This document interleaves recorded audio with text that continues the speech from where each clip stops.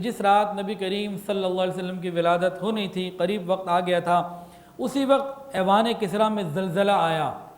کسریٰ کا محل بہت بڑا اور مضبوط پتھروں سے اور چونے سے اور بہت مضبوط عمارت تھی، عام نہیں تھی۔ اس کے اندر شگاف بھی پڑ گئے، 14 کنگرے بھی نیچے گر گئے، دریائے ساوا بھی خشک ہو گیا، اور فارس کا، ایران کا آتش کدہ جو 1000 سال سے مستقل جل رہا تھا، لوگ اس کی عبادت کرتے تھے، آگ کو بجھنے ہی نہ دیتے تھے، وہ آگ بھی بجھ گئی۔ ایران کا بادشاہ جو کسریٰ تھا، اس نے جب یہ لرزے کو دیکھا اور 14 برجوں کے گرنے کی خبر سنی تو بڑی پریشانی کی حالت میں یہ اپنے دربار میں آیا۔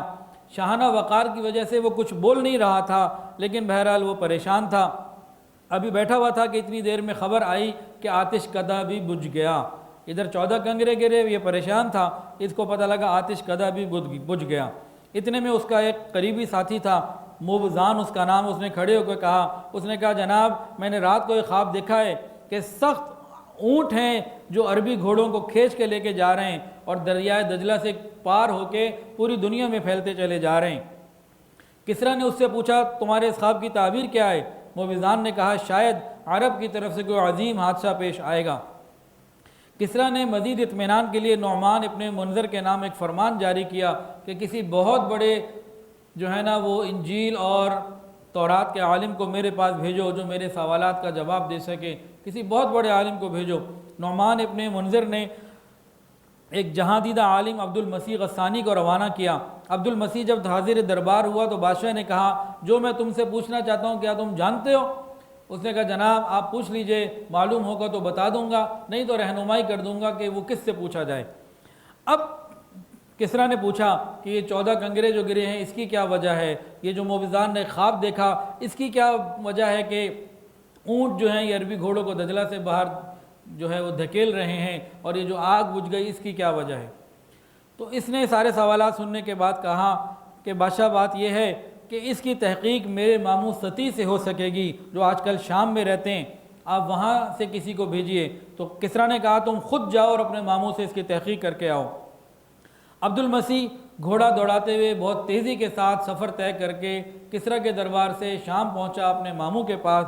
جس وقت اپنے ماموں کے پاس پہنچا ہے، ماموں کی موت کا وقت انتہائی قریب تھا، حالت نظر کے قریب تھا لیکن ہوش باقی تھے۔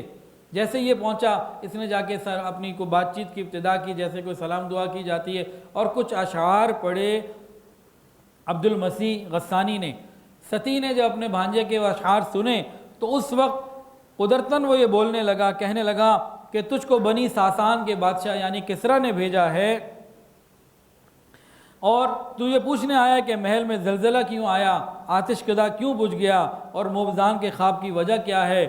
تو اس نے کہا کہ سن لو کہ اے عبد المسیح خوب سن لو، جب کلام الہی کی تلاوت کثرت سے ہونے لگے، اے عبد المسیح خوب سن لو، جب کلام الہی کی تلاوت کثرت سے ہونے لگے، صاحب عصا ظاہر ہو، دریائے ساوا خشک ہو جائے اور فارس کی آگ بجھ جائے تو ستی کے لیے شام نہ رہے گا، یعنی اب اس کا علم مٹ جائے گا۔ بنی ساسان کے چند مرد اور چند عورتیں بقدر کنگروں کے بادشاہت کریں گے، یعنی یہ جو 14 کنگرے گرے ہیں اس کا مطلب یہ ہے کہ اب کسریٰ کے ملاتے ہوئے 14 ہی لوگ بادشاہ ہوں گے، 14 کے بعد بنی ساسان کی حکومت ختم ہو جائے گی۔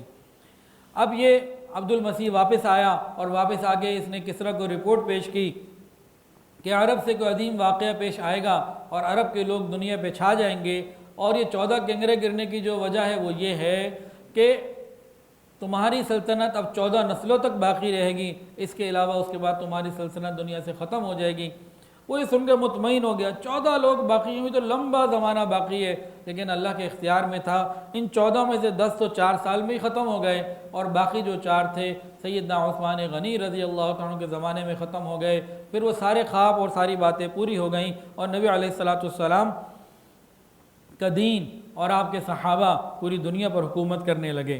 ویڈیو کے نیچے سبسکرائب کے بٹن پہ کلک کریں، بیل کے آئیکن پہ کلک کیجئے تاکہ ہر نئی ویڈیو کی نوٹیفیکیشن آپ کو مل جائے۔